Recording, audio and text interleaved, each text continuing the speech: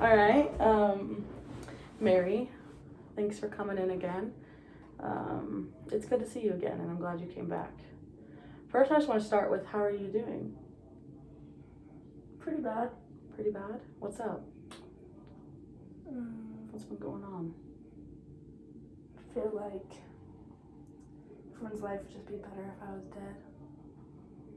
Everyone else's life would be better if you died? And mine. And yours? I hate my life. I don't want to be alive. I feel like I'm a burden to everyone. I feel like you're a burden. How long have you been feeling this way?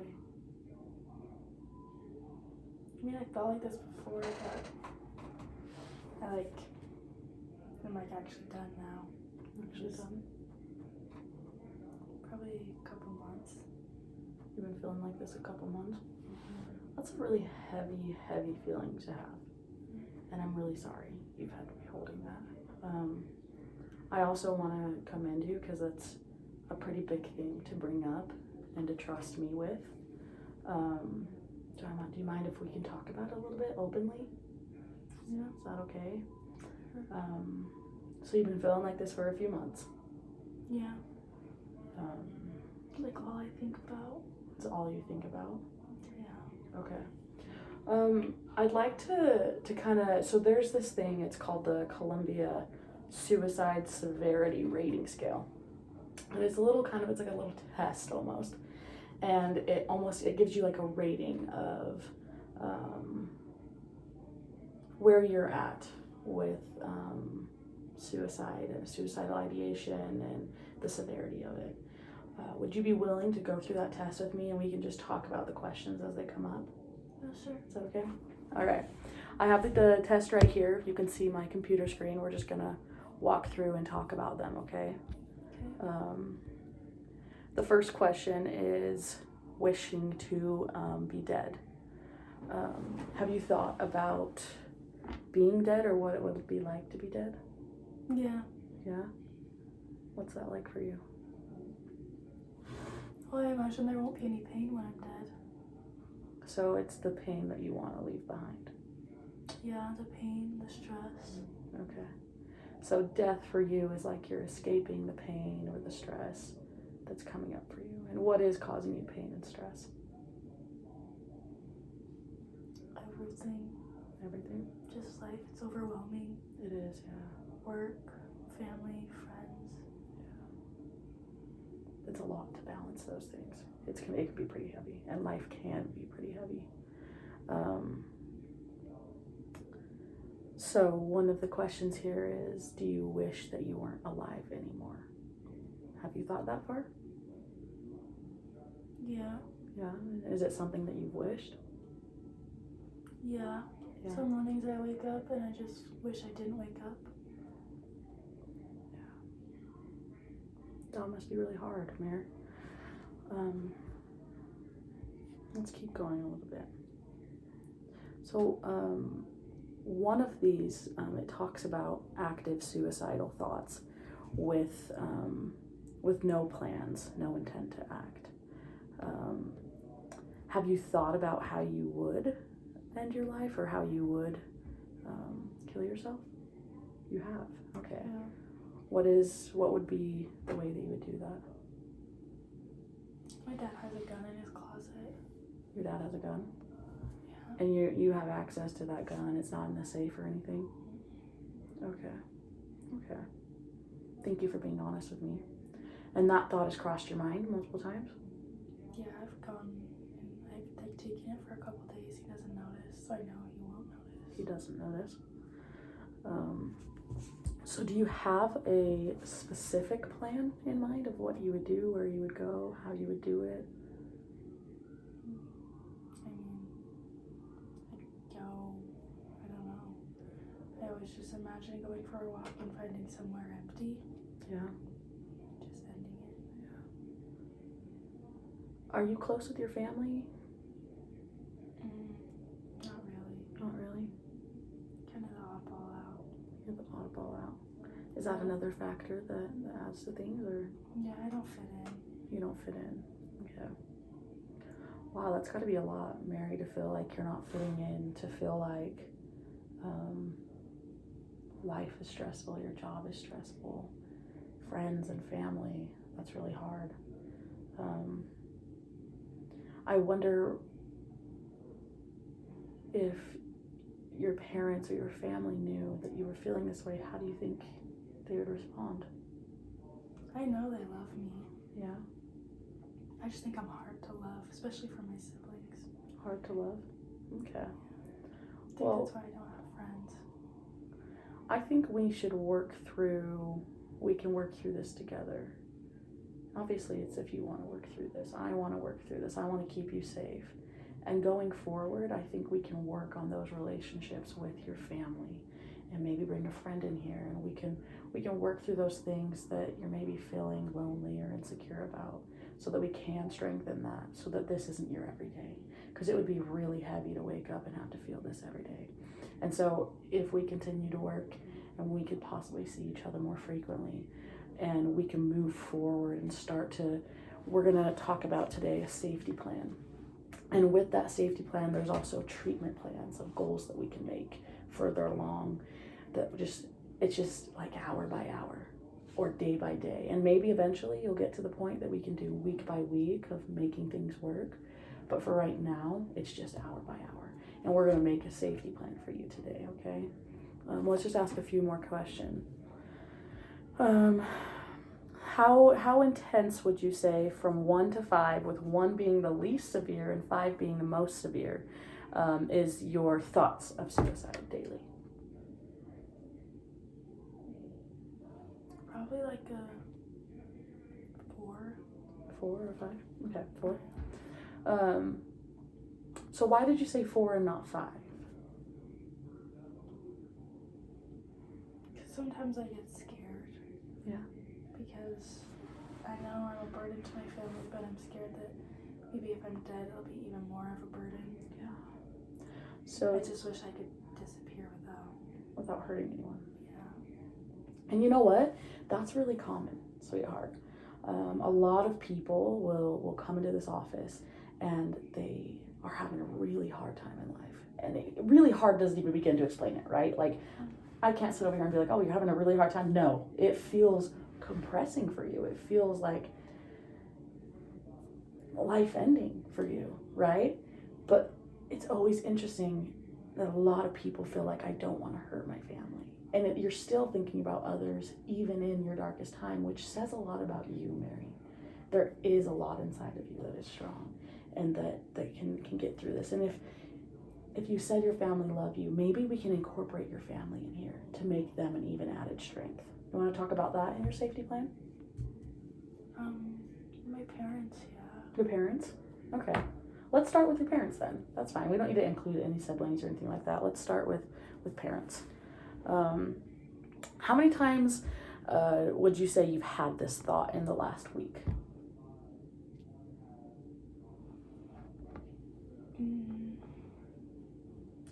At least twice a day. Twice a day? Okay. Yeah. Okay. It's completely normal. Have you had any previous attempts? No. No? Okay. I mean, I've thought about it, but Yes. I've never made a plan like this. Okay. Okay. Perfect. So let's move on and talk about a safety plan. Okay. So what a safety plan is there's about 6 topics or subjects that we're going to go through and make a plan or talk about each of them. And what this does is it kind of goes through Mary's life, like the way Mary thinks before, maybe some triggering events, what triggers her, what happens after, how we respond to the trigger, and then it puts in place people we can call, situations we can do that can help you when you're feeling the most vulnerable, okay? And it also talks about getting rid of and maybe staying away from potential harmful situations you could put yourself in, okay? So the first part of a safety plan is to recognize the warning signs. So what would you say are some of the things that come up for you in your life that increase your thoughts about suicide? Social media. Social media. Could you go into that a bit more? I see everyone else's life. I see how other girls look, how many friends people have, how close people are with their families, and how perfect people's life look. And I realize I have nothing like that. Interesting. How often do you look at social media? Every day. Every day? Is there a specific time of day that you look at it that would be the most triggering for you? Usually after work, after a long day when I'm just laying in bed. Okay, so before bed. Interesting. So you've talked about work and life being stressful. You come home from your stressful job and you lay in bed before you go to bed and you turn on social media, and there you have all these people and things that make you feel even worse. I'm wondering if, as part of the warning signs, if we could, as part of the potential barriers, if maybe we could change when you look at social media, or for how long, or maybe even get rid of social media just for a little while. And I'm not going to push you to do anything you don't want, but I want to create coping strategies and barriers, because that's number 2, is to create strategies for helping you be strong when you come to these situations. Would you say that there's any other warning signs or things that are triggering for you? When I'm alone. Being alone, okay. I get really anxious, I get in my head, but that also happens at night. I go on my phone on social media and I'm alone in my room. And so it's sounding like there's a whole bunch of triggers building, yeah. And you just spiral. Okay. I like that word. That's a good visual. It's like this, it's building, and then I'm just spiraling. Yeah. Being alone can be really hard, especially with these thoughts. And later in our safety plan, we're going to talk about people that you can call. We're going to talk about family, we're going to talk about friends, and then we're going to talk about communities or organizations. So 2 of those. Do you have any other triggers you want to mention, or would you say those are it? Those are it. Being alone and social media. For right now are the 2 big ones. Comparing yourself, which is also social media, right? Yeah. Okay. So what strategies do you think you could come up with that you might try just one day this week before I can see you again? Tomorrow. What's something you can try tomorrow to put in place in order to help you just get through, or tonight, right? Later tonight when you leave my office, what can you do tonight to help you get through the evening?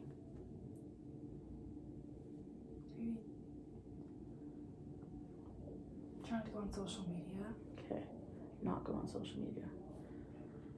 You said try not to. There's a little bit of hesitancy there. Yeah, because I don't know what else I'll do. You don't know what else you'll do. So that's a barrier, right? We need to figure out what you can do instead. Yeah. Okay. Where do you live? Do you live at home? Mm-hmm. Correct? With your parents? Mm-hmm. Okay. Are your parents aware of your feelings? They know I've had them in the past, but I don't think they know that I'm back. Okay. I'm wondering if we could introduce this to your parents in a way that maybe when you're struggling, you go up and you play a game with your parents. I know in the past few sessions you've told me that some nights when you're sad, you'll go and you'll play games with your parents, and your parents have supported you. Is that something we might be able to put in the safety plan of, instead of going to social media, we play a game with your parents? Yeah. Is that okay? Let's include that, because I know you've talked about doing that. And I know your parents have been very supportive when you're like, I'm not doing too well. Or maybe watching a movie with your mom. You've talked about loving that. Okay, so strategy at night when you're alone, you spend time with your mom. So tonight, what is something you could do with your mom or dad? I could watch a movie with my mom. Watch a movie with your mom? Okay, let's plan on that. And then we'll set up another session after this. Maybe it can be tomorrow. And we can go through it, another strategy, and just to get you through this. Okay, sweetheart. So who are some of your social contacts that you can call as a support for you?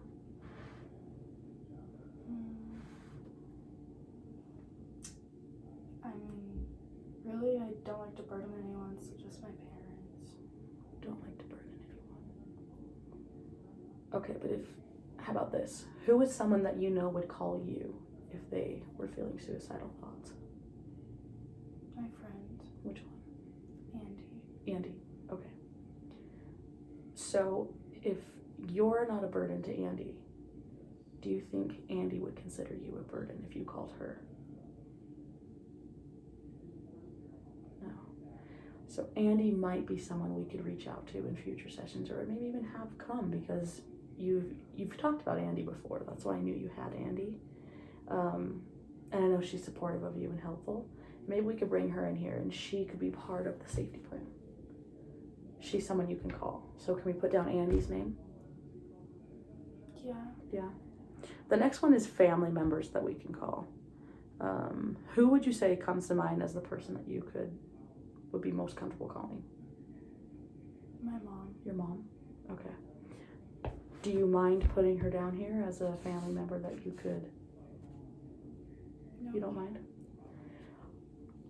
Are you willing to possibly give her a call right now and let her know that you're doing a safety plan with me and that you want to put her name down just so she's aware? Yeah? Is that okay? How about you give her a call? Do you have your phone? Perfect. Give her a call. I just like to make our families aware of it, so that way when you call them, it's not like okay, like, why are you? If we tell your mom what's going on, she'll know and be that support for you, okay, sweetheart?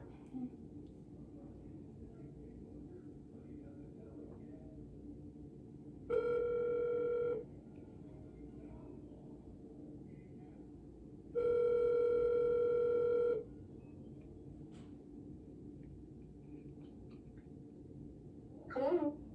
Hi, Mom. Oh, hey, Maris. How are you? I'm good. I'm just at therapy right now. Oh, good. How you doing? I'm doing alright. We're making a safety plan for when I feel down and trying to prevent me from doing something. And I need to have someone I can call, someone that I can talk to when I'm feeling down, and I said I would put your name down, and so she wanted me to call you just so you were aware that you were part of my safety plan, if that's okay. Absolutely, Mary. I think that's an awesome thing that you're doing, and I'm always going to take your phone call, and I think you're amazing, and this is a great thing that you're putting into place. So, absolutely, yes. Thank you for calling me. Okay. I'm glad that you're. Okay. Thank you. You're welcome, sweetie. Love you. Okay. Love you too. Bye. See you soon. Bye. So it sounds like your mom's very supportive and would love to help you out. Yeah, she is. Okay, so let's put her down. How did your mom make you feel right there? Loved. Yeah? What did that feel like to hear her say that? I felt good. Yeah. It made me feel like maybe I'm not a burden. Maybe you're not a burden. That's huge. Because the one thing you came in here talking about is I'm a burden on everyone. But from what I just heard, your mom's proud of you. She's happy that you're doing this. And she said, what did she say about taking phone calls? She'll always take my She'll phone call. always take your phone call. That's wonderful. It sounds like your mom is really willing to help you through this. Mm-hmm. As am I. The last one we can talk about is, do you know the suicide hotline number? I know it just changed, isn't it? Yeah. 9 something. Yeah, 988. So you are struggling, mom's unavailable, I'm not available, 988, someone on the phone trained to talk to people who are feeling a bit emotional, feeling suicidal ideation, feeling very triggered, okay?